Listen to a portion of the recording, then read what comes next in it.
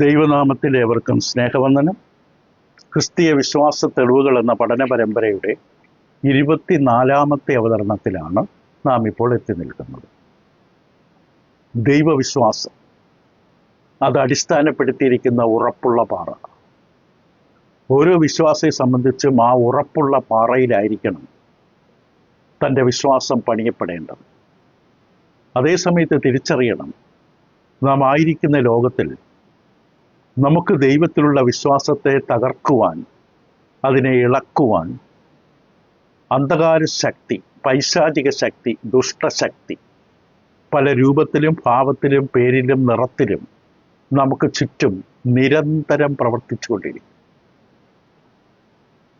ചിലരുടെ കൈകളിൽ ബൈബിൾ ഉണ്ടാകും, പക്ഷെ അവരുടെ ശുശ്രൂഷയുടെ പരമമായ ലക്ഷ്യം ദൈവവിശ്വാസത്തിൽ നിന്ന് മനുഷ്യനെ തകർക്കുക, ഇളക്കുക എന്നുള്ളതാണ്. ചിലർ നിരീശ്വരവാദികളായി, നാസ്തികന്മാരായി, ചാർവികന്മാരായി, തത്വചിന്തകന്മാരായി ആ വേഷം ധരിച്ചുകൊണ്ട് പ്രവർത്തിക്കും. ഇങ്ങനെയുള്ള സകല പ്രവർത്തനങ്ങളുടെയും പിന്നിലുള്ള വ്യക്തി ദൈവത്തിൻ്റെ ശത്രുവായ പിശാചാണ്. അവൻ തന്നെയാണ് മനുഷ്യൻ്റെയും ശത്രു. ഇപ്പോൾ നാം ചിന്തിച്ചുകൊണ്ടിരിക്കുന്നത് കഷ്ടതകൾ, വേദനകൾ, ബുദ്ധിമുട്ടുകൾ, ദുഷ്ടതകൾ, അഴിമതികൾ, തിന്മകൾ നിറഞ്ഞ ലോകം. ഈ ലോകത്തിലുള്ള ഇപ്രകാരമുള്ള സാഹചര്യങ്ങളെ ചൂണ്ടിക്കാണിച്ചുകൊണ്ട് ശത്രുവായ പിശാച് ദൈവവിശ്വാസികളെ അടിസ്ഥാനത്തിൽ നിന്ന് ഇളക്കാൻ ശ്രമിക്കും. കാരണം അടിസ്ഥാനം ഇളകിക്കഴിഞ്ഞാൽ പിന്നെ നിലനിൽപ്പില്ല. നിങ്ങൾ വിശ്വസിക്കുന്ന ദൈവം വാസ്തവത്തിൽ ഉണ്ടെങ്കിൽ, ആ ദൈവം ശക്തിയുള്ളവനാണെങ്കിൽ, ആ ദൈവം സ്നേഹസമ്പന്നനും കരുണയുള്ളവനുമാണെങ്കിൽ, ഈ ഭൂമിയിൽ എന്തുകൊണ്ടാണ് ഇപ്രകാരമുള്ള കാര്യങ്ങൾ സംഭവിക്കുന്നത്? എന്തുകൊണ്ടാണ് നരകത്തെ സൃഷ്ടിച്ചത്? ദൈവകൽപ്പന അനുസരിക്കുന്നില്ല, സുവിശേഷം അനുസരിച്ചില്ല, കർത്താവായ യേശുക്രിസ്തുവിനെ ദൈവപുത്രനായിട്ട് സ്വീകരിച്ചിട്ടില്ല എന്ന കാരണം കൊണ്ട് ധാർമ്മികമായി നല്ല മനുഷ്യരായിട്ടുള്ള കോടാനുകോടി ജീവിതങ്ങളെ എന്തിനാണ് നരകത്തിൽ കൊണ്ട് തള്ളിയിടുന്നെന്ന് പറയുന്നു. അതൊരിക്കലും ചിന്തിക്കാൻ, ഉൾക്കൊള്ളാൻ കഴിയാത്തൊരു കാര്യമല്ലേ ഈ ദൈവം ചെയ്യുന്നത്? ദൈവത്തിന് എങ്ങനെ അത് ചെയ്യാൻ കഴിയും? സുവിശേഷം അനുസരിച്ചില്ല എന്നുള്ള ഒറ്റ കാരണം കൊണ്ട് ഈ സമൂഹത്തിന് നന്മ തന്നിട്ടുള്ള ഈ മനുഷ്യരെ നിത്യനരകത്തിലാണ്, തീച്ചുളയിലാണ് ഇടുക എന്ന് പറയുമ്പോൾ പലർക്കും അതിന് ഉത്തരം പറയാൻ പോലും കഴിയുന്നത്. ദൈവം ഇത്ര സ്നേഹമില്ലാത്തവനാണ്, ക്രൂരനാണ്, കരുണയില്ലാത്തവനാണ്. അപ്പോൾ നിങ്ങൾ പറയും ദൈവം വാസ്തവത്തിൽ ഇല്ല. അങ്ങനെ ദൈവം ഉണ്ടെങ്കിൽ ഇങ്ങനെ സംഭവിക്കില്ല. നരകമെന്നൊരു അവസ്ഥയെ ഉണ്ടാകില്ല. അപ്പോൾ അത് വിശ്വാസികളെ സംബന്ധിച്ച് പലപ്പോഴും ഇതിൻ്റെ ഉത്തരം പറയാൻ കഴിയാതെ ബുദ്ധിമുട്ടുമ്പോൾ ഒരു സാധാരണ പറഞ്ഞു പോകുന്നത് ഇത് ദൈവത്തിൻ്റെ കയ്യിലുള്ള കാര്യമാണ്. ദൈവത്തിൻ്റെ തീരുമാനം പോലെ, ഇഷ്ടം പോലെ ദൈവം ചെയ്യും. അത് ദൈവത്തിൻ്റെ കയ്യിലുള്ള കാര്യമാണ്, നമുക്കതിനെക്കുറിച്ച് കൂടുതൽ അറിയില്ല എന്ന് പറഞ്ഞുകൊണ്ട് അനേക ദൈവമക്കൾ ഒഴിഞ്ഞു മാറും. പക്ഷെ അങ്ങനെ ഒഴിഞ്ഞു മാറുമ്പോൾ പ്രശ്നം പരിഹരിക്കപ്പെടുന്നില്ല. കാരണം പല്ലിന് പകരം പല്ല്, കണ്ണിന് പകരം കണ്ണ് എന്ന് പഴയത്തിൽ പറഞ്ഞിട്ടുള്ള ദൈവം മനുഷ്യൻ ചെയ്ത തെറ്റിനനുസരിച്ചിട്ടല്ലേ ശിക്ഷ കൊടുക്കേണ്ടത് എന്ന് ന്യായം ഉയർത്തും. അവിടെയും നമ്മൾ മനസ്സിലാക്കണം, കഴിഞ്ഞ പാഠത്തിൽ പറഞ്ഞതുപോലെ മനുഷ്യൻ്റെ ഏറ്റവും വലിയ ആവശ്യം ആത്മരക്ഷയാണ്. ആത്മീയ കാര്യങ്ങൾക്കാണ് ഏറ്റവും പ്രാധാന്യം കൊടുക്കേണ്ടത്. അതിനെ നിരാകരിച്ചു കളഞ്ഞാൽ, തള്ളിക്കളഞ്ഞു കഴിഞ്ഞാൽ അവൻ നിത്യമായ ശിക്ഷയ്ക്ക് യോഗ്യൻ തന്നെയാണ്. അത് തീരുമാനിക്കുന്ന ദൈവം നീതിമാനാണ്. അപ്പോൾ ഇത് ദൈവത്തിൻ്റെ കാര്യമാണ്, ദൈവത്തിൻ്റെ കയ്യിലുള്ള കാര്യമാണെന്ന് പറഞ്ഞാൽ നിരീശ്വരവാദിയും ചാർവികനും തത്വചിന്തകന്മാരും ഒന്നും സംതൃപ്തരാകില്ല. അവരെ സംതൃപ്തിപ്പെടുത്തുക അല്ല നമ്മുടെ ഉദ്ദേശമെങ്കിൽ പോലും ദൈവമക്കളെ സംബന്ധിച്ച് അവർക്ക് വ്യക്തമായ നിശ്ചയം വേണം. ഈ വിഷയത്തിൽ ദൈവത്തിൻ്റെ വചനപ്രകാരം എന്താണെന്ന് ഞാൻ മനസ്സിലാക്കേണ്ടത്. ഇവിടെയാണ് മറ്റൊരു ഉത്തരത്തെക്കുറിച്ച് നമ്മൾ ചിന്തിക്കുന്നത്. മത്തായിയുടെ സുവിശേഷം 10-ാം അധ്യായത്തിൻ്റെ 28-ാം വാക്യം. അപ്പോൾ ഈ ചോദ്യത്തിന് രണ്ട് തരത്തിലാണ് സാധാരണ മനുഷ്യർ പ്രതികരിക്കാറ്. ഒന്ന്, ചോദ്യം ഇതാണ്: നിങ്ങൾ വിശ്വസിക്കുന്ന ദൈവം നീതിമാനും നല്ലവനും കരുണാസമ്പന്നനും മനസ്സലിവൊക്കെയുള്ള ദൈവമാണെങ്കിൽ എന്തിനാണ് മനുഷ്യനെ സൃഷ്ടിക്കാൻ നരകം എന്ന സംവിധാനം തയ്യാറാക്കിയത്? അത് സുവിശേഷം അനുസരിച്ചിട്ടില്ല, കർത്താവ് യേശുവിനെ വിശ്വസിച്ചില്ല എന്നതിൻ്റെ പേരിൽ നല്ലവരായ അനേക ജീവിതങ്ങളെ നരകത്തിൽ എന്തുകൊണ്ട് തള്ളിയിടുന്നു? ഇതിനുള്ള മറുപടിയായിട്ട് സാധാരണ പറഞ്ഞു വരുന്നത്, കേൾക്കുന്നത്, ഒന്ന്, അത് ദൈവത്തിൻ്റെ കയ്യിലുള്ള കാര്യം, ദൈവം തീരുമാനിക്കും, ദൈവത്തിൻ്റെ ഇഷ്ടം പോലെ ദൈവം പ്രവർത്തിക്കാൻ ദൈവത്തിന് അധികാരമുള്ളവനാണ്. രണ്ടാമതായി കൊടുക്കുന്ന മറ്റൊരു ചിന്താ ഉത്തരം എന്ന് പറയുന്നത് മത്തായിയുടെ സുവിശേഷം 10-ാം അധ്യായത്തിൻ്റെ 28-ാം വാക്യത്തിൽ ഉള്ളൊരു ഉത്തരമാണ്. അവിടെ പറയുന്ന ഉത്തരം ഇപ്രകാരമാണ്. മത്തായി 10-ാം അധ്യായത്തിൻ്റെ 28-ാം വാക്യത്തിൽ ഇവിടെ ക്രിസ്തു തന്നെ പറഞ്ഞു, ദേഹിയെ കൊല്ലുവാൻ കഴിയാതെ ദേഹത്തെ കൊല്ലുന്നവരെ ഭയപ്പെടേണ്ട, ദേഹിയെയും ദേഹത്തെയും നരകത്തിൽ നശിപ്പിക്കാൻ കഴിയുന്നവനെ തന്നെ ഭയപ്പെടുവീൻ എന്ന് കർത്താവ് വ്യക്തമാക്കി. അപ്പം മനുഷ്യർക്ക് നമ്മളെ ദേഹത്തെ, ശരീരത്തെ മാത്രമേ ഉപദ്രവിക്കാനും വേദനിപ്പിക്കാനും മുറിവേൽപ്പിക്കാനും പറ്റുകയുള്ളൂ. മനുഷ്യന്റെ ഉള്ളിലുള്ള ദേഹി, അതായത് പ്രാണൻ, ആത്മാവിനെ തൊടാൻ ആർക്കും പറ്റില്ല. പക്ഷെ ദൈവത്തിന് ഇത് രണ്ടിനെയും നശിപ്പിക്കാൻ കഴിയും, അല്ലെങ്കിൽ 3 ഭാഗത്തെ നശിപ്പിക്കാൻ കഴിയും. നരകത്തെ തീച്ചുളി ദൈവം എന്നേക്കുമായി നശിപ്പിക്കാൻ ദൈവത്തിന് കഴിയും. ദൈവം അത് വ്യക്തമായി. അപ്പോൾ ഇത് കർത്താവായ യേശു ക്രിസ്തു പറഞ്ഞ വാക്കുകളാണ്. ക്രിസ്തു പറഞ്ഞ പ്രസ്താവന, ദൈവത്തിന്റെ ശക്തി, ദൈവത്തിന് എന്ത് കഴിയും എന്ന് പറയുവാനാണ് ആ പ്രസ്താവന നടത്തിയത്. ദൈവത്തിന്റെ ശക്തിയുടെ ആഴം എത്ര വലുതാണ്, ദൈവത്തിന്റെ ശക്തിയുടെ അളവറ്റ വലിപ്പം എത്രയാണ് എന്ന് കാണിച്ചു തരാനാണ് ആ പ്രസ്താവന നടത്തിയത്. അപ്പൊ അങ്ങനെ കർത്താവ് ആ പ്രസ്താവന നടത്തുമെങ്കിൽ ദൈവം അങ്ങനെ ചെയ്യാൻ കഴിവുള്ളവനാണ്. ദേഹത്തെയും ദേഹിയെയും നരകത്തിൽ നശിപ്പിക്കാൻ കഴിയുന്നവനാണ് ദൈവം. ദൈവത്തിന് കഴിയും നശിപ്പിക്കാൻ. ഇപ്പൊ മനുഷ്യന് നൽകേണ്ട ശിക്ഷ നൽകിക്കഴിഞ്ഞാൽ അവനെ നശിപ്പിച്ച് കളയാൻ ദൈവത്തിന് കഴിയുമെന്ന് അവിടെ വ്യക്തമാണ്. ദൈവത്തോട് മത്സരിക്കുന്ന, ദൈവത്തെ നിഷേധിക്കുന്ന, ജീവിതത്തിൽ ദൈവത്തെ പുറത്താക്കി കളയുന്ന മനുഷ്യന് വാസ്തവത്തിൽ ഭൂമിയിൽ ജീവിക്കാൻ അവകാശമില്ല എന്നുള്ളതാണ്. ഇവിടെ മുഴുവൻ നേടിയിട്ടും, ലോകം മുഴുവൻ നേടിയിട്ടും ആത്മാവിനെ രക്ഷിക്കാൻ നഷ്ടപ്പെടുത്തി കളയുന്ന മനുഷ്യന് പിന്നെ എന്തിനാ ജീവിക്കുന്നത്? ആ മൂഢനായ മനുഷ്യരോട് ചോദിച്ചു, ഇന്ന് രാത്രി ഞാൻ നിന്റെ പ്രാണനെ നിന്നോട് ചോദിക്കും. അതാണ് ഏറ്റവും പ്രധാനം. അപ്പം പൗലോസ് അപ്പോസ്തലൻ വളരെ വ്യക്തമായിട്ട് തന്നെ പറഞ്ഞു, തെസ്സലോനിക്ക എന്ന പട്ടണത്തിലുള്ളവർക്ക് ലേഖനം എഴുതുമ്പോൾ, തെസ്സലോനിക്കർക്ക് എഴുതിയ 2-ാം ലേഖനത്തിന്റെ 1-ാം അധ്യായം അതിന്റെ 7 മുതൽ 9 വാക്യങ്ങളിൽ കർത്താവായ യേശു ക്രിസ്തുവിന്റെ 2-ാം വരവ്, അതായത് ഭൂമിയിലേക്ക് കർത്താവ് തിരിച്ചു വരും, പോകുമ്പോൾ തന്നെ അത് വ്യക്തമായി പറഞ്ഞതാണ്. കർത്താവ് തിരിച്ചു വരും. തിരിച്ചു വരുമ്പോൾ എന്ത് ചെയ്യുമെന്ന് അവിടെ പറഞ്ഞിട്ടുണ്ട്. തിരിച്ചു വരുമ്പോൾ വീണ്ടും ജനങ്ങൾക്ക് ക്രൂശിക്കാനും തല്ലാനും ഒന്നും കർത്താവിനെ കിട്ടില്ല. കർത്താവ് രാജാതി രാജാവായിട്ടാണ് വരുന്നത്. ആദ്യം മനുഷ്യനെ രക്ഷിക്കുവാൻ വേണ്ടി മനുഷ്യപുത്രനായി താൻ അവതരിച്ചുവെങ്കിൽ ഇനി വരുന്ന രാജാതി രാജാവായിട്ടാണ്, അധികാരം നടത്താനാണ്. ഇവിടെ പറയുന്നത് 2 തെസ്സലോനിക്കർ 1-ാം അധ്യായത്തിന്റെ 6 മുതൽ കർത്താവായ യേശു തൻ്റെ ശക്തിയുള്ള ദൂതന്മാരുമായി, അതായത് അപ്പോൾ തന്നെ വ്യക്തമാണ് താൻ വരുന്നത് എന്തിനാണെന്ന്.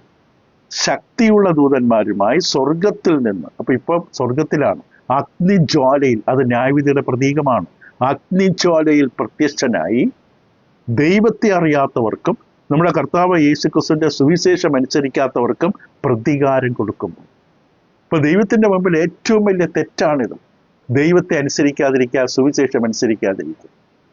ഇപ്പൊ ദൈവത്തിന്റെ കാഴ്ചപ്പാടിൽ, ദൈവത്തിന്റെ മൂല്യനിർണയത്തിൽ ഏറ്റവും വലിയ പാതകം, തെറ്റ്, തിന്മയാണ് ദൈവത്തെ അനുസരിക്കാതിരിക്കുക.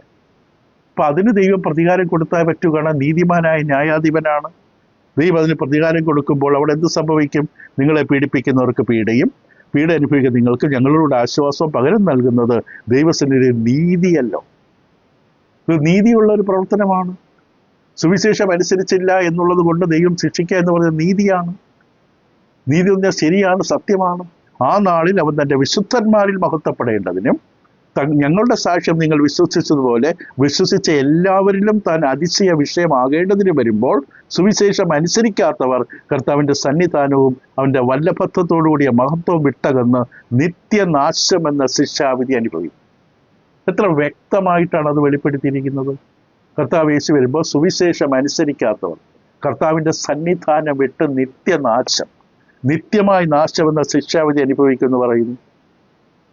അപ്പം സുവിശേഷം അനുസരിക്കാത്ത, ദൈവത്തെ വിശ്വസിക്കാത്ത, കർത്താവ് യേശുവിനെ സ്നേഹിക്കാത്തവർ അവർ ശപിക്കപ്പെട്ടവരാണെന്നാണ് വചനത്തിൽ പറയുന്നത്. ദൈവത്തെ അത് വെളിപ്പെടുത്തി നമ്മൾ അംഗീകരിച്ചു പറ്റും. നമ്മൾ അതിനെ ന്യായീകരിച്ച് വെള്ളം ചേർക്കാനായിട്ട് നമുക്ക് അവകാശമില്ല. ഇപ്പൊ വ്യക്തമായിട്ട് പറയുന്നത്, നൽകേണ്ട ശിക്ഷ നൽകി കഴിയുമ്പോൾ ഈ സുവിശേഷം അനുസരിക്കാത്തവരുടെ ദേഹവും ദേഹിയും നരകത്തിന്റെ തീച്ചുളിയിൽ നശിപ്പിക്കപ്പെടുകയാണ്. നശിപ്പിക്കപ്പെടുക എന്ന് പറഞ്ഞാൽ നിത്യമായ നരകത്തിന്റെ തീച്ചുളിയിൽ അവർ കിടക്കുന്ന അവസ്ഥയിൽ വരികയാണ്. ഭൂമിയിൽ വളരെ നല്ല മനുഷ്യരായിരിക്കാം, മഹത് വ്യക്തികളായിരിക്കാം, സമൂഹ സേവ ചെയ്തവരായിരിക്കാം, വലിയ വലിയ നേട്ടങ്ങൾ നേടിയവരായിരിക്കാം, സ്വാതന്ത്ര്യം നേടിത്തരാൻ ചില രാജ്യങ്ങൾക്ക് വേണ്ടി പ്രവർത്തിച്ചവരാകാം, പല പല നല്ല കാര്യങ്ങൾ ചെയ്തവരായിരിക്കാം, തങ്ങളുടെ സമ്പത്തൊക്കെ വിറ്റിട്ട് സാമൂഹിക സേവനം നടത്തിയവരാകാം. പക്ഷെ അവരുടെ ജീവിതം, അവർ മനുഷ്യരാണോ? അവർ ദൈവത്തെ അംഗീകരിക്കേണ്ടതാണ്, ദൈവത്തെ ജീവിതത്തെ സ്വീകരിക്കേണ്ടതാണ്. കർത്താവ് യേശുവിലൂടെയുള്ള പാപമോചനം സ്വീകരിക്കാൻ അവർ ബാധ്യസ്ഥരാണ്.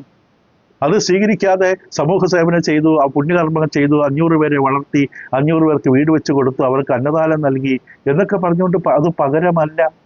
ഈ ലോകം മുഴുവൻ നേടിയാലും ആത്മാവിന് പകരമായിട്ടൊന്നുമില്ല. ലൂക്കോസിന്റെ സുവിശേഷം 12-ാം അധ്യായത്തിൽ 42 മുതൽ 48 വരെ, ലൂക്കോസ് 12, 42 മുതൽ 48 വരെ ക്രിസ്തു ന്യായവിധിയുടെ മാനദണ്ഡത്തെക്കുറിച്ച് പറയും. എന്നിട്ട് പത്രോസ് ചോദിക്കും, കർത്താവ് ഈ ഉപമ ഞങ്ങളോട് എല്ലാവരും കൂടെ എന്ന് പത്രോസ് ചോദിച്ചതിന് കർത്താവ് പറഞ്ഞത്, തക്ക സമയത്ത് ആഹാരവീതം കൊടുക്കേണ്ടതിന് യജമാനൻ തന്റെ വേലക്കാരുടെ മേലാക്കുന്ന വിശ്വസ്തനും ബുദ്ധിമാനുമായ ഗ്രഹവിചാരകനാർ.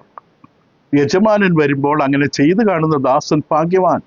അവൻ തനിക്കുള്ള സകലത്തിലും അവനെ വിചാരകനാക്കി വെക്കുമെന്ന് ഞാൻ സത്യമായിട്ട് നിങ്ങളോട് പറയുന്നു. എന്നാൽ ദാസൻ യജമാനൻ താമസിച്ചേ വരികയുള്ളൂ എന്ന് ഹൃദയത്തിൽ പറഞ്ഞ് ബാല്യക്കാരെയും ബാല്യക്കാര്യത്തുകളെയും തല്ലുവാനും തിന്നുകുടിച്ച് മതിപ്പാനും തുടങ്ങിയാൽ, അപ്പൊ നോക്കിയിരിക്കാത്ത നാളിലും അറിയാത്ത നാഴികയിലും ആ ദാസന്റെ യജമാനൻ വന്ന് അവനെ ദണ്ഡിപ്പിക്കുകയും അവന് അവിശ്വാസികളോടുകൂടെ പങ്കു കൽപ്പിക്കുകയും ചെയ്യും. യജമാനന്റെ ഇഷ്ടം അറിഞ്ഞിട്ട് ഒരുങ്ങാതെയും, ശ്രദ്ധിക്കുക, യജമാനൻ ദൈവമാണ്. യജമാന്റെ ഇഷ്ടം അറിഞ്ഞിട്ട് ഒരുങ്ങാതെയും അവന്റെ ഇഷ്ടം ചെയ്യാതെയും ഇരിക്കുന്ന ദാസന് വളരെ അടികൊള്ളും. അറിയാതെ കണ്ട് അടിക്ക് യോഗ്യമായി ചെയ്തവനോ കുറെ അടികൊള്ളും. വളരെ ലഭിച്ചവരോട് വളരെ ആവശ്യപ്പെടും, അധികം ഏറ്റുവാങ്ങിയവനോട് അധികം ചോദിക്കും. അപ്പൊ ദൈവത്തിന്റെ ഇഷ്ടം എന്താണെന്നറിയണം.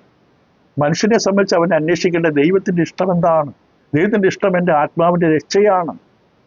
അതിന്റെ കാര്യങ്ങൾ ചെയ്യാൻ എനിക്കറിയാം. ചിലർക്ക് അറിഞ്ഞിട്ട് ചെയ്യാതിരിക്കും, ചിലർക്ക് അറിവില്ല. അറിവില്ലാത്തത് കൊണ്ട് ആ ഉത്തരവാദിത്വമൊന്നും രക്ഷപ്പെടുന്നില്ല. അവിടെയും അടികൊള്ളും, പക്ഷെ അടിയുടെ എണ്ണം കുറയുന്നേ ഉള്ളൂ.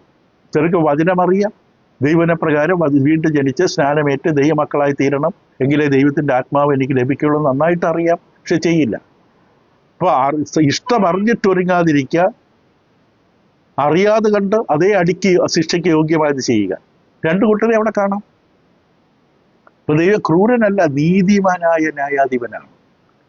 നീതിയോടുകൂടി കാര്യങ്ങൾ നടത്തുന്നവനാണ്. ഇപ്പൊ ദൈവം ചില മനുഷ്യരെ നിത്യമായി തീപ്പൊയ്യിൽ നരകത്തിൽ നശിപ്പിക്കാൻ തീരുമാനിച്ചാൽ അത് തീർച്ചയായിട്ടും നീതിയുണ്ട്. ഇപ്പൊ ഈ ഒരു ഉത്തരം തീർച്ചയായിട്ടും അന്ധവിശ്വാസികളുടെ നിരീശ്വരവാദികളുടെ ചോദ്യം അല്ലെങ്കിൽ അവരുടെ പ്രസ്താവന ദൈവം ക്രൂരനാണ്, ദൈവം ദുഷ്ടനാണ് എന്നുള്ളത് ഒരിക്കലും ന്യായീകരിക്കപ്പെടുന്നില്ല. ദൈവം ദുഷ്ടനും നീതിയില്ലാത്തവനൊന്നുമല്ല. ദൈവം നല്ലവനാണ്. ദൈവം മനുഷ്യനെ സ്നേഹിക്കുന്നവനാണ്. അവർക്ക് വേണ്ടി എല്ലാം ചെയ്തവനാണ്. പാപത്തിൽ വീണുപോയ മത്സരികളായ ദുഷ്ടരായ ശത്രുക്കളായ മനുഷ്യർക്ക് വേണ്ടി സ്വന്തം പുത്രനെ നൽകി തന്ന ദൈവമാണ്. തന്റെ ഏകജാതനെ പുത്രൻ വിശ്വസിക്കുന്നവന് നശിച്ചു പോകുന്ന രക്ഷ പ്രാപിപ്പാൻ തന്റെ പുത്രനെ നൽകുവാൻ തക്കുള്ള ലോകത്തെ സ്നേഹിച്ചവനാണ്. താൻ ഇറങ്ങി വരുന്നത് ഈ ഭൂമിയിൽ ദുഷ്ടരായ മനുഷ്യർ നടുവിലാണ്, അവർ തന്നെ ക്രൂശിക്കുമെന്ന് അറിഞ്ഞിട്ടും നമ്മുടെ നടുവിലേക്ക് ഇറങ്ങി വന്നത് ആ സ്നേഹമാണ്. ദൈവം സ്നേഹവും കരുണയും അനുസരിച്ചുള്ളവനാണ്, നീതിമാനാണ്. ദൈവം ചെയ്യുന്ന കാര്യങ്ങളൊക്കെ നീതിയാണ്. നമുക്കത് മനസ്സിലാക്കാൻ പറ്റാത്തതുകൊണ്ട് അതിൻ്റെ അനീതി കാണരുത്. ദൈവം ക്രൂരനല്ല, ദൈവം ഒരിക്കലും ക്രൂരനല്ല. ന്യായമായ ശിക്ഷ കൊടുക്കുന്നതേ ഉള്ളൂ. ന്യായമായതാണ് ഞാൻ കിട്ടുന്നത്. ആ ക്രൂസിലെ കള്ളം പോലും സമ്മതിച്ച് നമുക്ക് കിട്ടുന്നത് ന്യായമായിട്ടുള്ള ശിക്ഷയാണ്. ഇപ്പൊ മനുഷ്യൻ വാസ്തവത്തിൽ സ്വതന്ത്രനാകണമെങ്കിൽ അവന് തിരഞ്ഞെടുക്കാനുള്ള കഴിവ് വേണോ? നമ്മൾ ഇതിലൊക്കെ തന്നെ കണ്ടു. നന്മയും തിന്മയും തിരഞ്ഞെടുക്കാനുള്ള കഴിവ് വേണം. അവൻ തിന്മയാണ് തിരഞ്ഞെടുക്കുന്നുണ്ടെങ്കിൽ അതിന്റെ ഭവിഷ്യത്ത്, ആ സ്വഭാവത്തിൽ തിന്മ തിരഞ്ഞെടുത്താൽ ഭവിഷ്യത്തുണ്ടാകും. അപ്പോൾ വ്യക്തമാണ്, ഈ ഒരു കഴിവ് നമുക്കില്ലായിരുന്നെങ്കിൽ, തിരഞ്ഞെടുക്കാൻ കഴിവില്ലെങ്കിൽ നമ്മൾ നല്ലത് മാത്രമേ തിരഞ്ഞെടുക്കൂ. നമുക്കിഷ്ടം, നമുക്ക് സുഖം, നമുക്ക് പ്രസാദമുള്ളത് മാത്രം തിരഞ്ഞെടുക്കും. അപ്പോൾ ഓരോരുത്തരും അവരുടെ കൺമുമ്പിൽ, അവരുടെ കണ്ണിൽ നല്ലത് മാത്രം തിരഞ്ഞെടുത്തു കഴിഞ്ഞാൽ ആകപ്പാടെ സംഘർഷമുണ്ടാകും, ആശയക്കുഴപ്പമുണ്ടാകും. നമ്മൾ നമ്മുടെ സ്വന്തം ശക്തിയും അധികാരവും സ്ഥാപിക്കാൻ വേണ്ടി നമ്മൾ മറ്റു മനുഷ്യരെ കാൽക്കീഴാക്കി ചവിട്ടി മെതിച്ചുകൊണ്ട് നമ്മുടെ സ്വന്തം ഇഷ്ടം പറയാൻ തീരുമാനമെടുക്കുമ്പോൾ, മറ്റുള്ളവരും അങ്ങനെ ശ്രമിക്കുമ്പോൾ ആകപ്പാടെ വലിയ പ്രശ്നം, ആഭ്യന്തര കലാപം ഉണ്ടാകും. അങ്ങനെ വന്നാൽ മനുഷ്യവർഗം ഇല്ലാതായി പോകും. ലോകത്തിൽ അനേക രാജ്യങ്ങൾ അങ്ങനെ ഇല്ലാതെ പോയിട്ടുണ്ട്. റുവാണ്ട, ജർമ്മനി തുടങ്ങിയ രാജ്യങ്ങളിൽ മനുഷ്യരെ കൊന്നു ഒടുക്കിയിട്ടുണ്ട്. ഗ്യാസ് ചേമ്പറുകളിലും മറ്റു ലക്ഷക്കണക്കിന് മനുഷ്യരെയാണ് കൊന്നൊടുക്കിയത്. മറ്റു മനുഷ്യരുടെ മേൽ ആധിപത്യം സ്ഥാപിക്കാനുള്ള ഇഷ്ടത്തിന് വേണ്ടി, തീരുമാനത്തിന് വേണ്ടി. ഇപ്പം ദൈവപരിജ്ഞാനത്തെയും മനുഷ്യൻ തള്ളിക്കളഞ്ഞാൽ അവൻ സ്വന്തം ഇഷ്ടവും താല്പര്യവും മോഹവും അനുസരിച്ച് ജീവിക്കാൻ തുടങ്ങും. നിയന്ത്രണമില്ല ജീവിതത്തിൽ. ദൈവത്തെ തള്ളിക്കളഞ്ഞാൽ ജീവിതത്തിൽ നിയന്ത്രണമില്ല. ഓരോരുത്തരും അവരുടെ സ്വന്തം ഇഷ്ടപ്രകാരം ജീവിക്കും. അപ്പൊ ഈ ഒരു കഠിനമായ താക്കീത്, മുന്നറിയിപ്പോൾ പാപത്തെക്കുറിച്ച്, തിന്മയെക്കുറിച്ച് ഉള്ളത് കൊണ്ട് തന്നെയാണ് ഇന്നും ചില സമൂഹങ്ങൾ നിലനിൽക്കുന്നത്. അങ്ങനെ ആ താക്കീതുകൾ ഇല്ലായിരുന്നെങ്കിൽ ഭൂമിയിൽ ഒരു രാജ്യങ്ങളും മനുഷ്യരും ഉണ്ടാകുമായിരുന്നില്ല. അതില്ലാതെ പോയേനെ, തരം താഴ്ന്നു പോയേനെ. മൃഗീയത്വത്തിലേക്ക്, മൃഗത്തെക്കാളും തരം താഴ്ന്ന ജീവിതത്തിലേക്ക് സമൂഹങ്ങൾ കൂടുതൽ അതമ്പതിച്ചേനെ. അല്പമെങ്കിലും ഇന്ന് പിടിച്ചു നിൽക്കുന്നത് ഈ ദൈവഭയം മനുഷ്യനുള്ളത് കൊണ്ടാണ്. നമ്മൾ മനസ്സിലാക്കണം, മറ്റു മനുഷ്യർക്കെതിരെ നാം തിന്മ ചെയ്യുമ്പോൾ അതിനൊരു ശിക്ഷ കിട്ടിയേ പറ്റൂ. ഇപ്പോൾ കോടതികളും നിയമങ്ങളും സംവിധാനങ്ങളും ഒക്കെ അതാണ് ചെയ്യുന്നത്. മറ്റു മനുഷ്യരെ നമ്മൾ ഉപദ്രവിക്കുമ്പോൾ, എല്ലാം ശരിയാണെന്ന് പറയുന്നില്ല എങ്കിൽ പോലും മറ്റു മനുഷ്യരെ ഉപദ്രവിക്കുമ്പോൾ അതിന് ന്യായമായ ഒരു ശിക്ഷ നമുക്ക് കിട്ടിയേ പറ്റൂ. ആ ശിക്ഷ ഭയന്ന് മറ്റുള്ളവരെ ഉപദ്രവിക്കില്ല, അല്ലെങ്കിൽ ആർക്ക് ജീവിക്കാൻ പറ്റില്ല. ഇപ്പൊ മനുഷ്യർ നിലനിൽക്കണമെങ്കിൽ അതിന് ഇങ്ങനെ ഒരു അന്തരീക്ഷം തന്നെ ആവശ്യമാണ്. ഈ അന്തരീക്ഷമാണ് ദൈവം നമുക്ക് തന്നിരിക്കുന്നത്. മനുഷ്യൻ അനുഭവിക്കുന്ന പല കഷ്ടതകളുടെയും ബുദ്ധിമുട്ടുകളുടെ വേദനയുടെ കാരണം അവന്റെ തെറ്റായ തീരുമാനങ്ങൾ തന്നെയാണ്. ഇതിനകം നമ്മൾ കണ്ടു. ദൈവം വൃദ്ധനായ, മറ്റുള്ളവർ വേദനിക്കുന്ന കണ്ട് ചിരിക്കുന്ന സാഡിസ്റ്റ് എന്ന് പറയും. അങ്ങനെ ഒരു ദൈവമല്ല. അങ്ങനെ ദൈവത്തെ അല്ല ബൈബിളിൽ നമുക്ക് അവതരിപ്പിച്ചിട്ടുള്ളത്. മറ്റുള്ളവർക്ക് അടികിട്ടുന്നതും വേദനിക്കുന്നതും മുറിവേൽക്കുന്നതും കാലൊടിയുന്നതും അപകടത്തിൽ മരിക്കുന്നതും ഒക്കെ കണ്ട് ചിരിച്ച് ആനന്ദിക്കുന്ന ഒരു ദൈവത്തെ അല്ല ദൈവം നമുക്ക് കാണിച്ചു തന്നിരിക്കുന്നത്. ദൈവം സ്നേഹിക്കുന്ന ഒരു പിതാവാണ്. ഒരു പിതാവിനെ പോലെ തന്നെ മക്കളെ സ്വർഗത്തിലേക്ക് നേടുവാൻ, സ്വർഗത്തിലേക്ക് എത്തിക്കുവാൻ വേണ്ടി സ്നേഹം കൊണ്ട് പൊതിയുന്ന ഒരു ദൈവത്തെയാണ് നമുക്ക് കാണിച്ചു തന്നിരിക്കുന്നത്. പിതാവ് എന്ന പേരിലാണ് ദൈവം നമുക്ക് കാണിച്ചു തന്നത്. കർത്താവ് യേശുക്രിസ്തു കടന്നു വന്ന് ദൈവത്തെ പിതാവായിട്ട് പരിചയപ്പെടുത്തി, സ്നേഹിക്കുന്ന പിതാവായി. അതേസമയത്ത് സ്നേഹിക്കുന്ന പിതാവ് മക്കളുടെ തെറ്റുകൾ കണ്ട് കണ്ണടക്കില്ല. മക്കളുടെ തെറ്റുകളും മനസ്സിലക്കേടുകൾക്ക് ശിക്ഷിക്കുക തന്നെ ചെയ്യും. അത് സ്നേഹത്തിന്റെ ലക്ഷണമാണ്. സ്നേഹമുള്ളതുകൊണ്ടാണ് ശിക്ഷിക്കുന്നത്. അത് എബ്രായ ലേഖനത്തിൽ നമുക്ക് വ്യക്തമായി കാണാം. എബ്രായർക്ക് ലേഖനം 12-ാം അധ്യായം അതിൻ്റെ 6-7 വാക്യങ്ങൾ വായിച്ച ഇങ്ങനെയാണ് എഴുതിയിരിക്കുന്നത്: കർത്താവ് താൻ സ്നേഹിക്കുന്നവനെ ശിക്ഷിക്കുന്നു, താൻ കൈക്കൊള്ളുന്ന ഏത് മകനെയും തല്ലുന്നു എന്നിങ്ങനെ മക്കളോട് എന്ന പോലെ നിങ്ങളോട് സമ്പാദിക്കുന്ന പ്രബോധനം നിങ്ങൾ മറന്നു കളഞ്ഞുവോ? നിങ്ങൾ ബാലശിക്ഷ സഹിച്ചാൽ ദൈവം മക്കളോട് എന്ന പോലെ നിങ്ങളോട് പെരുമാറുന്നു. അപ്പൻ ശിക്ഷിക്കാത്ത മകൻ എവിടെയുള്ളൂ? ഇപ്പൊ ദൈവം ചെറിയ ബാലശിക്ഷകളാണ്, പരിശീലനങ്ങളാണ്, അച്ചടക്ക നടപടികൾ ജീവിതത്തിൽ വരുത്തുകയാണ്, ചില സൂചനകൾ തരികയാണ്. ദൈവം നമ്മുടെ അപ്പനാണ്. അപ്പൊ അത് അങ്ങനെ തന്നെ ആയിരിക്കണം, അത് അങ്ങനെ തന്നെയാണ്. അപ്പൊ ഈ ലോകത്ത് ദൈവം പല കാര്യങ്ങളും നമ്മുടെ ജീവിതത്തിൽ ഇടപെടുന്നത് ഒരു അപ്പൻ മക്കളോട് എന്ന പോലെ ഇടപെടുകയാണ്. അപ്പൊ നാം ദുഷ്ടതകളും കഠിനതകളും വേദനകളും സങ്കടങ്ങളും പ്രയാസങ്ങളെ കുറിച്ചൊക്കെ നമ്മൾ ചിന്തിച്ചുകൊണ്ടിരിക്കുന്നു. ഈ വിഷയത്തിൽ ഇനിയും ഉത്തരം കിട്ടാത്ത അനേക ചോദ്യങ്ങൾ ഉണ്ടാകാം. തീർച്ചയായിട്ടും അനേക ചോദ്യങ്ങളുണ്ടാകും. ഇപ്പൊ ഉത്തരം കിട്ടാത്ത ചോദ്യങ്ങളൊക്കെ ഉണ്ട് എന്നുള്ളത് കൊണ്ട് ശ്രദ്ധിക്കുക, ദൈവത്തെ തള്ളിക്കളയുക, ദൈവത്തെ ചോദ്യം ചെയ്യുക. ദൈവത്തിന് കൊടുക്കേണ്ട സ്ഥാനം ഹൃദയത്തിൽ ദൈവത്തിന് കൊടുക്കുക തന്നെ വേണം. ചിന്തിച്ചു നോക്കുക, ദൈവത്തെ തള്ളിക്കളഞ്ഞാൽ പിന്നെ എവിടെ ഓടുന്ന, പിന്നെ എന്താണ് നമ്മുടെ സങ്കേതം?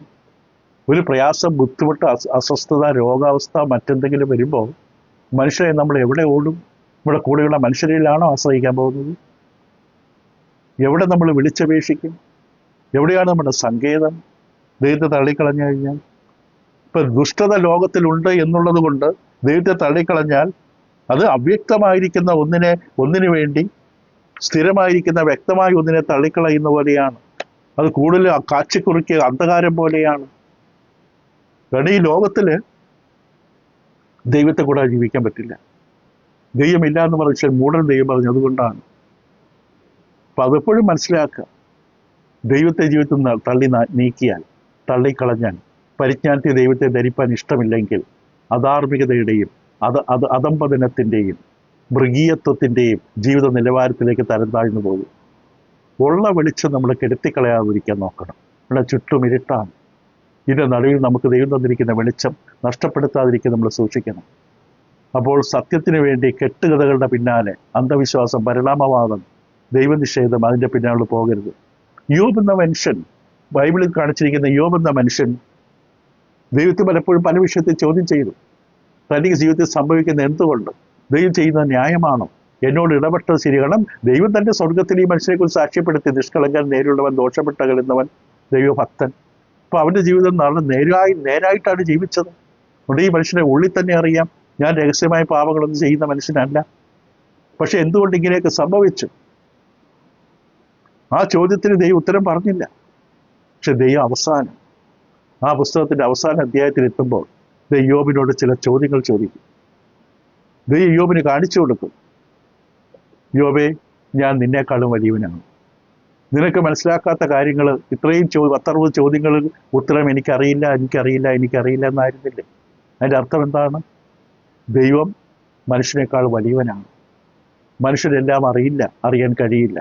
അതുകൊണ്ട് ദൈവം യോബിനോട് പറയുന്ന ഇത്രയേ ഉള്ളൂ, നീ എന്നെ വിശ്വസിക്ക്, എന്നെ ആശ്രയിക്കുക, എനിക്കറിയാം ഞാൻ എന്താ ചെയ്യുന്നതെന്ന്. ആ ശബ്ദം നമുക്കൊന്ന് കേൾക്കാൻ കഴിയിരുന്നെങ്കിൽ, മകനെ മകളെ, നിന്റെ ജീവിതത്തിൽ എന്താണ് ഞാൻ ചെയ്യുന്നതെന്ന് എനിക്കറിയാം, ദൈവം പറയുകയാണ്. അതിന് എല്ലാ കാരണങ്ങളും എനിക്ക് വിശദമാക്കാൻ പറ്റില്ല, നീ എന്നെ വിശ്വസിക്ക്. നമ്മൾ കൊച്ചുകുട്ടികൾ ഒരു പക്ഷെ പറയും, അബ്രഹാം തന്റെ മകനോട് പറഞ്ഞ പോലെ, അപ്പ വിറകുണ്ട്, തീയുണ്ട്, കത്തിയുണ്ട്, യാഗമൃഗം എവിടെ? ദൈവം കരുതിക്കൊള്ളും. അബ്രഹാം പറഞ്ഞു മറുപടി. ദൈവം പറയുന്നു അത് തന്നെയാണ് നമ്മോട്, ഞാൻ ഇവിടെയുണ്ട്, ഞാൻ കരുതിക്കൊള്ളും, ഞാൻ നിന്നെ ശ്രദ്ധിക്കുന്നുണ്ട്, ഞാൻ നിന്നെ സ്നേഹിക്കുന്നുണ്ട്. അപ്പൊ ജീവിതത്തിലെ എല്ലാ പ്രശ്നങ്ങളും നമ്മൾ പരിഗണിക്കുമ്പോൾ നാം മനസ്സിലാക്കണം, എത്ര കഠിനമായി അധ്വാനിക്കേണ്ടി പ്രയാസപ്പെടേണ്ടി വന്നാലും അത് അനുഗ്രഹം തന്നെയാണ്. ജീവിതം ഒരു പോരാട്ടം തന്നെയാണ്. നമുക്ക് ലഭിക്കാൻ പോകുന്ന നന്മകളും നേട്ടങ്ങളും അനുഗ്രഹങ്ങളും ഓർക്കുമ്പോൾ അത് ഒരു പോരാട്ടം തന്നെയാണ്. നമ്മുടെ മുമ്പിൽ വെച്ചിരിക്കുന്ന പ്രത്യാശ നമ്മൾ തിരിച്ചറിയുമ്പോൾ അതിനുവേണ്ടി ഒരുക്കുന്ന ഈ ഭൂമി എത്ര നല്ല അനുകൂലമായ സ്ഥലമാണ്. അവിടെ നമ്മുടെ സ്വഭാവം രൂപപ്പെടുകയാണ്. എന്തിന്? നിത്യതയിലേക്ക് നമ്മളെ കൊണ്ടുപോകാൻ വേണ്ടി. നിത്യതയിലേക്ക് നമ്മളെ കൊണ്ടുപോയി പാർപ്പിക്കുവാൻ നമ്മുടെ സ്വഭാവത്തെ രൂപപ്പെടുന്ന സ്ഥലമാണ് ഈ ഭൂമി. അതുകൊണ്ട് ദൈവത്തിൽ ആശ്രയിക്കുക. എല്ലാ ദൈവം നമ്മുടെ നന്മയ്ക്കായി ദൈവം മാറ്റും എന്ന് ദൈവം പറയുന്നത് ശ്രദ്ധിക്കുക. പഴയ കാലത്തിൽ വളരെ ചെറിയൊരു പ്രവാചകനുണ്ട്, ഹബക്കുക്ക്. ഹബക്കുക്കിന്റെ പ്രവചന പുസ്തകത്തിൽ ഹബക്കുക്ക് എഴുതിയിരിക്കുന്ന വാക്യങ്ങളൊന്ന് വായിച്ചു കേൾക്കാം. ഹബക്കുക്കിന്റെ പുസ്തകം 3-ാം അധ്യായത്തിൽ എല്ലാം പ്രതികൂലമായി ചുറ്റും സംഭവിക്കുകയാണ്. തന്റെ ഉദരം കുലുങ്ങിപ്പോയി, മുഴക്ക ഹേതുവായി തന്നെ അതരം വിറച്ചു, ജനത്തെ ആക്രമിക്കാൻ ശത്രുരാജ്യങ്ങൾ വരുന്നു, കഷ്ടദിവസത്തിൽ ഞാൻ വിശ്രമിച്ചിരിക്കേണ്ടതിന്റെ അസ്ഥികൾക്ക് ഉരുക്കം തട്ടി ഞാൻ നിന്ന നിലയിൽ ഉറച്ചുപോയെന്നൊക്കെ പറയുന്ന അന്തരീക്ഷത്തിന് നടുവില് ഈ പ്രവാചകൻ പറഞ്ഞ പ്രസ്താവന ഇതാണ്: അത്തിവൃക്ഷം തളർക്കില്ല, മുന്തിരിവള്ളിയിൽ അനുഭവം ഉണ്ടാകുകയില്ല, ഒലിവുമരത്തിന്റെ പ്രയത്നം നിഷ്ഫലമായി പോകും, നിലങ്ങൾ ആഹാരം വിളയിക്കുകയില്ല, ആട്ടിൻകൂട്ടം തൊഴുത്തിൽ നിന്ന് നശിച്ചു പോകും, ഗോശാലകളിൽ കന്നുകാലി ഉണ്ടായിരിക്കണം, എല്ലാ പ്രതീക്ഷകളും അസ്തമിച്ചു, കണ്ട സ്വപ്നങ്ങളെല്ലാം തകർന്നു. ഇപ്പൊ നമ്മൾ പറയാറുള്ളത് പോലെ, മാമ്പൂ കണ്ടും മക്കളെ കണ്ടും നമ്മൾ സ്വപ്നം കാണരുത് എന്ന് പറയുന്ന പോലെ, ഈ പ്രവാചകൻ പറയുന്നത് തൻ്റെ ചുറ്റുമുള്ള, അത് അത്തിവൃക്ഷമാകാം, മുന്തിരിവള്ളിയാകാം, ഒലിവുമരമാകാം, ആട്ടിൻകൂട്ടമാകാം, ഗോശാലകളാകാം, കന്നുകാലികളാകാം, എല്ലാം നശിച്ചു. ഇവയിൽ നിന്നും ഒരു നേട്ടവും ഇപ്പോൾ ഇല്ല. എന്നിട്ട് 18 വാക്യം ആരംഭിക്കുന്നത്, ഹബക്കുക്ക് 3-ാം അധ്യായം 17-18. 18 വാക്യം ആരംഭിക്കുന്നത്, എങ്കിലും ഞാൻ യഹോവയിൽ ആനന്ദിക്കും, എൻ്റെ രക്ഷയുടെ ദൈവത്തിൽ ഘോഷിച്ചുല്ലസിക്കും. യഹോവയെ കർത്താവിൻ്റെ ബലമാകുന്നു, അവൻ എൻ്റെ കാൽ പേടമാൻ കാൽ പോലെ ആക്കുന്നു, ഉന്നതകളിൽ മേൽ എന്നെ നടക്കുമാറാക്കുന്നു. ഈ സാഹചര്യങ്ങളൊന്നും തന്നെ സ്വാധീനിക്കുന്നില്ല. താനും ദൈവവും തമ്മിലുള്ള ആനന്ദം, ബന്ധം, ഭക്തി അതിനെ തകർക്കുന്നില്ല. അത് ഒരു വ്യക്തിയുടെ തീരുമാനമാണ്. എന്തൊക്കെ വന്നാലും ദൈവത്തോടുള്ള എൻ്റെ ബന്ധം തകർക്കില്ല. ദൈവത്തിൻ്റെ വചനം പഠിക്കുന്നത് ഞാൻ അവസാനിപ്പിക്കില്ല. ദൈവത്തോടുള്ള പ്രാർത്ഥന ഞാൻ ഒഴിവാക്കില്ല. എന്തെല്ലാം വന്നാലും എല്ലാം പ്രതികൂലം, എല്ലാം വിരോധം, എല്ലാം വേദന ഉളവാക്കുന്നത്, എല്ലാം നിരാശ ഉണ്ടാക്കുന്നത്. എന്നാലും എൻ്റെ ദൗത്യം ഒരു വ്യക്തി എന്ന നിലയിൽ, ദൈവ പൈതലെന്ന നിലയിൽ ദൈവത്തോട് എൻ്റെ ബന്ധം ഞാൻ ഒരിക്കലും നഷ്ടപ്പെടുത്തില്ല. എന്തൊരു കാഴ്ചപ്പാടാണ് ദൈവം തന്നെ വലുത് നമുക്ക് നൽകി തന്നിരിക്കുകയാണ്. അപ്പോൾ ഈ വിഷയം നമ്മൾ ഉപസംഹരിക്കുമ്പോൾ, ക്രിസ്തീയ വിശ്വാസ തെളിവുകൾ എന്ന പഠനം തുടരും. പക്ഷേ കഷ്ടതകളും വേദനകളും നിരീശ്വരവാദികളും ചാർവികന്മാരും തത്വചിന്തകന്മാരും അത് ചൂണ്ടിക്കാണിച്ചുകൊണ്ട് ദൈവത്തിൻ്റെ അസ്തിത്വത്തെ എതിരെ ചോദ്യം ചെയ്യുന്നതാണ് നമ്മളിപ്പോൾ ചിന്തിച്ചുകൊണ്ടിരിക്കുന്ന വിഷയം. കഷ്ടത സാർവലൗകികമാണ്. അനേകം ആൾക്കാരും പക്ഷേ ദൈവത്തെയാണ് കുറ്റപ്പെടുത്തുന്നത്. വേദനകളും കഷ്ടതകളും ദുഃഖങ്ങളും ഉണ്ടാകുമ്പോൾ പക്ഷെ വാസ്തവത്തിൽ പല കഷ്ടതകളും മനുഷ്യനിർമ്മിതമാണ്. യുദ്ധങ്ങൾ ഉൾപ്പെടെ മനുഷ്യൻ്റെതായ പ്രശ്നമാണ്, മനുഷ്യൻ കൊണ്ടുവന്നതാണ്, മനുഷ്യൻ്റെതായ അനുസരണക്കേടിൻ്റെ ഫലമായിട്ടുണ്ടായതാണ്. ഇവിടെ ദൈവത്തെ കുറ്റപ്പെടുത്തുന്നതിന് പകരം നാം ഇത് മനസ്സിലാക്കണം. ഇതിൻ്റെ പിന്നിലുള്ള ദൈവത്തിൻ്റെ കരം മനസ്സിലാക്കണം, അനുഗ്രഹങ്ങളെ മനസ്സിലാക്കണം, ഇതിൻ്റെ സഹായം തേടണം. ഇതിൽ നമ്മൾ ഒരുപക്ഷെ ചിന്തിച്ചിരിക്കുകയെങ്കിൽ ഒന്നുകൂടി ഓർമ്മിപ്പിക്കട്ടെ, ഏകദേശം 9ഓളം നേട്ടങ്ങളുണ്ട് നമ്മൾ കടന്നു പോകുന്ന കഠിനമായ വേദനയുടെ ജീവിതത്തിൻ്റെ സാഹചര്യങ്ങൾ. നമ്മളിൽ വരുത്തുന്ന 9ഓളം നേട്ടങ്ങളെന്ന് പെട്ടെന്ന് പറയാം. ഒന്ന്, ഈ കഷ്ടതകളും വേദനകളും സങ്കടങ്ങളും പ്രതികൂലങ്ങളും പ്രയാസങ്ങളും എല്ലാം നമ്മുടെ വിശ്വാസത്തെ ബലപ്പെടുത്തും. വിശ്വാസത്തിന് ബലം കിട്ടും. വിശ്വാസത്തിന് ബലം കിട്ടുന്ന വചനപരിജ്ഞാനവും പ്രാർത്ഥനാ ജീവിതവും കൂടെയാണ്. രണ്ടാമത്, നമ്മളിലുള്ള അഹന്തയും നികളവും എടുത്തു കളഞ്ഞ് നമ്മളെ എളിമപ്പെടുത്തും. കഷ്ടപ്പാടും വേദനകളൊക്കെ ഉണ്ടായതിന് ഭയങ്കര അഹങ്കാരിയായിട്ട് ഒരു പക്ഷേ പലരും പെരുമാറുന്നുണ്ട്. പക്ഷെ വല്ലാത്ത വേദനകളും സങ്കടങ്ങളും ജീവിതത്തിൽ കുടുംബത്തിൽ വന്നു കഴിയുമ്പോൾ ആ വ്യക്തി എളിമപ്പെടും. എളിമ ആവശ്യമാണ്. എളിമയിൽ മാത്രമേ ദൈവത്തെ നമുക്ക് നമ്മുടെ പ്രാണനെ നേടാൻ പറ്റൂ. മൂന്നാമത് കഷ്ടതകൾ നമുക്ക് കൂടുതൽ സഹതാപത്തോടെ മറ്റുള്ളവരോട് ഇടപെടാൻ കഴിയും. പണ്ട് മറ്റുള്ളവരെ നമുക്ക് കാണാൻ മനസ്സിലാക്കാൻ കഴിയില്ലായിരുന്നു. അവരെ ചുമ്മാ കുറ്റപ്പെടുത്തുമായിരുന്നു. പക്ഷെ നമ്മുടെ ജീവിതത്തിൽ ദുരന്തങ്ങളും വേദനകളും സങ്കടങ്ങളും അപമാനങ്ങളും ഒറ്റപ്പെടലുകളും ഒക്കെ അനുഭവിച്ചു കഴിഞ്ഞപ്പോൾ ഇപ്പോൾ നമ്മൾ മറ്റുള്ളവരെ മനസ്സിലാക്കാൻ കഴിയുന്നുണ്ട്. നാലാമത് നമ്മളെ തന്നെ മനസ്സിലാക്കാൻ നമുക്ക് കഴിയും. നമ്മളൊരു മൂഢസ്വർഗത്തിലായിരുന്നു ഇതുവരെ. പക്ഷെ പെട്ടെന്നാണ് കണ്ണാടിച്ചില്ലകൾ തകർന്നത്. പെട്ടെന്നാണ് എല്ലാം അധംപതിച്ചത്. ഇപ്പോൾ നമുക്ക് കാണാം എന്താണ് എൻ്റെ ആത്മീയ ജീവിതത്തിൻ്റെ ബാലൻസ് ഷീറ്റ് കണക്ക് ഞാൻ എടുത്തു. നമ്മൾ മനസ്സിലായി എനിക്ക് യഥാർത്ഥത്തിലുള്ള വിശ്വാസമൊന്നുമില്ല, അതിന് പരിജ്ഞാനമില്ല, പ്രാർത്ഥന ജീവിതത്തിൽ വളരെ വളർച്ചയില്ല, എൻ്റെ ആത്മീയ ജീവിതം വളരെ താറുമാറാണ്. ഇതെനിക്ക് മനസ്സിലാക്കാൻ സാധിച്ചത് ഈ കഷ്ടതയുടെ നടുവിലാണ്. അഞ്ചാമത്, എന്നിലുള്ള ആശ്രയം ഇപ്പോൾ ഇല്ല. എന്നെ കൊണ്ട് കഴിയും, എനിക്ക് സമ്പത്തുണ്ട്, നേട്ടമുണ്ട്, സ്വാധീനമുണ്ട്, അതുകൊണ്ട് ഇതുണ്ടെന്നൊക്കെ പറഞ്ഞ് ജീവിച്ച് പക്ഷേ ഇതിനൊന്നും സഹായിക്കാൻ കഴിയാത്തൊരവസ്ഥ എനിക്കുണ്ടായി. ഇതൊന്നും എന്നെ സഹായിക്കുന്നില്ല എന്നെനിക്ക് മനസ്സിലായി. എന്നെ സഹായിക്കാൻ ദൈവം മാത്രമേ ഉള്ളൂ എന്നുള്ള സത്യം തിരിച്ചറിഞ്ഞു. അപ്പോൾ ഇപ്പോൾ ഞാൻ എന്നിലല്ല ആശ്രയിക്കുന്നത്, ദൈവത്തിലാണ്. ആറാമതായിട്ട്, ഈ കഷ്ടതകളും വേദനകളും നമ്മളെ നിത്യതയിലേക്ക്, സ്വർഗീയമായ കാഴ്ചപ്പാടിലേക്ക് ഉയർത്തുകയാണ്. റോമർ 8 റോമർ 5 പറയുന്ന പോലെ സ്വർഗീയമായ ഒരു ദർശനത്തിലേക്ക്, തേജസ്സിലേക്ക് എൻ്റെ മനസ്സിലെ ചിന്തകളെ ഉയർത്തുവാൻ കഷ്ടതകൾ സഹായിച്ചു. ഏഴാമതായിട്ട്, ദൈവ അനുഗ്രഹത്തിൻ്റെ മൂല്യം, വില എന്തെന്ന് എനിക്കിപ്പോൾ മനസ്സിലായി. ദൈവത്തിൻ്റെ അനുഗ്രഹത്തിൻ്റെ മൂല്യം എന്താണ്, വില എന്തെന്ന് മനസ്സിലായി. 63 സങ്കീർത്തനത്തിലൊരു വാക്യം വായിച്ച് കേൾപ്പിക്കാം. 63 സങ്കീർത്തനത്തിലെ 3 മുതലുള്ള വാക്യങ്ങളിൽ ഉള്ള സങ്കീർത്തനക്കാരൻ പറയുന്ന പ്രസ്താവന ഇതാണ്. 63 സങ്കീർത്തനം 63 സങ്കീർത്തനത്തിൻ്റെ 3 മുതൽ 7 വാക്യങ്ങൾ. നിന്റെ ദയ ജീവനേക്കാൾ നല്ലതാകുന്നു, എൻ്റെ അധരങ്ങൾ നിന്നെ സ്തുതിക്കും. എൻ്റെ ജീവകാലമൊക്കെയും ഞാൻ അങ്ങനെ നിന്നെ വാഴ്ത്തും. നിന്റെ നാമത്തിൽ ഞാൻ എൻ്റെ കൈകളെ മലർത്തും. എൻ്റെ കിടക്കയിൽ നിന്നെ ഓർക്കുകയും ഞാൻ രാത്രിയാമങ്ങളിൽ നിന്നെ ധ്യാനിക്കുകയും ചെയ്യുമ്പോൾ എൻ്റെ പ്രാണനും അച്ഛയും മേധസ്സും കൊണ്ടെന്ന പോലെ തൃപ്തി വരുന്നു. എൻ്റെ വായ് സന്തോഷമുള്ള അധരങ്ങളാൽ നിന്നെ സ്തുതിക്കുന്നു. നീ എനിക്ക് സഹായമായി തീർന്നുവല്ലോ. നിന്റെ ചിറകിൻ നീളിൽ ഞാൻ ഘോഷിച്ചാനന്ദിക്കും.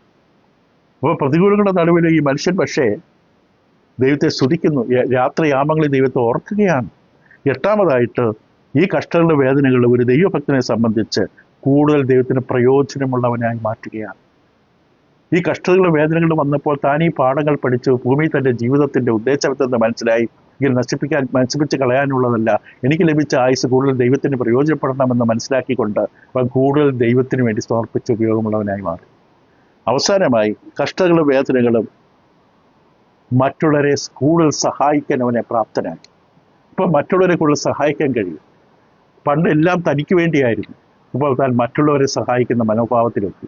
കാരണം വേദനകളും കഷ്ടതകളിലൂടെ ജീവിതം എന്തെന്ന് പഠിച്ചു. ഇത് ലൂക്കോസിന്റെ സുവിശേഷം 22 അധ്യായത്തെ 31-32 വാക്യങ്ങളിൽ പത്രോസിനോട് ക്രിസ്തു പറയുന്ന വാക്കുകളിൽ കാണാം. ലൂക്കോസ് 22:31-32. ശിമോനെ ശിമോനെ, സാത്താൻ നിങ്ങളെ ഗോതമ്പ് പോലെ പാറ്റേണ്ടതിന് കൽപ്പന ചോദിച്ചു. ഞാനോ നിന്റെ വിശ്വാസം പോയി പോകാതിരിപ്പാൻ നിനക്ക് വേണ്ടി അപേക്ഷിച്ചു. എന്നാൽ നീ ഒരു സമയം തിരിഞ്ഞു വന്ന ശേഷം നിന്റെ സഹോദരന്മാരെ ഉറപ്പിച്ചുകൊള്ളു. നീ എന്നെ തള്ളിക്കളഞ്ഞു, 3 വട്ടം നീ എന്നെ തള്ളി പറഞ്ഞു. പക്ഷെ നീ തിരിച്ചു വരും, നീ പുനഃസ്ഥാപിക്കപ്പെടും. വന്നതിന് ശേഷം എന്ത് ചെയ്യണം? നിനക്കൊരു ജോലിയുണ്ട്. സഹോദരന്മാരെ ഉറപ്പിച്ചുകൊള്ളു, അവരെ ബലപ്പെടുത്തുക. ഈ അനുഭവങ്ങൾ നിന്നെ കൂടുതൽ സഹായിക്കും. അപ്പം ഈ നേട്ടങ്ങളൊക്കെ നമ്മൾ ചിന്തിക്കുകയാണെങ്കിൽ, കഷ്ടതകളുടെ നടുവിലുണ്ടാകുന്ന ഈ നേട്ടങ്ങളെക്കുറിച്ച് ചിന്തിച്ചു കഴിഞ്ഞാൽ നമ്മൾ ഒരിക്കലും ദൈവത്തെ കുറ്റപ്പെടുത്തില്ല. ദൈവം ഒരിക്കലും നമ്മളെ വേദനിപ്പിക്കാൻ ഇഷ്ടപ്പെടുന്നില്ല. ദൈവം ഒരിക്കലും നമ്മളെ നരകത്തിന്റെ തീച്ചുളയിൽ തള്ളിക്കളയാൻ ദൈവത്തിന് ഇഷ്ടമല്ല. ദുഷ്ടന്റെ മരണത്തിൽ ദൈവത്തിന് പ്രസാദമില്ല. ദൈവം വ്യക്തമായി പറഞ്ഞിട്ടുണ്ട്. നാം തെരഞ്ഞെടുത്തതാണിത്.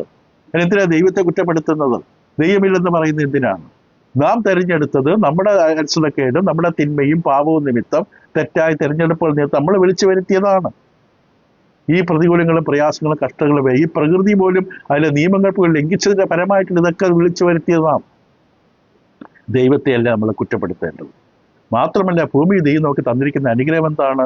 ഈ ലോകത്തിലെ നടുവിൽ നിന്ന് നിത്യതയിലേക്ക്, സ്വർഗത്തിലേക്ക് പോകുവാനായിട്ട് നമ്മുടെ ആത്മാവിന്റെ രക്ഷയ്ക്ക് വേണ്ടി ദൈവം ചെയ്തു തന്നിരിക്കുന്നത് ഏറ്റവും വലുതാണത്. അതിനേക്കാൾ വലിയൊരു കാര്യം മനുഷ്യന് വേണ്ട. മനുഷ്യന്റെ ആത്മരക്ഷയ്ക്ക് വേണ്ട, പാപപരിഹാരത്തിനായിട്ടുള്ള ദൈവത്തിൻ്റെ സംവിധാനതയും തന്നു.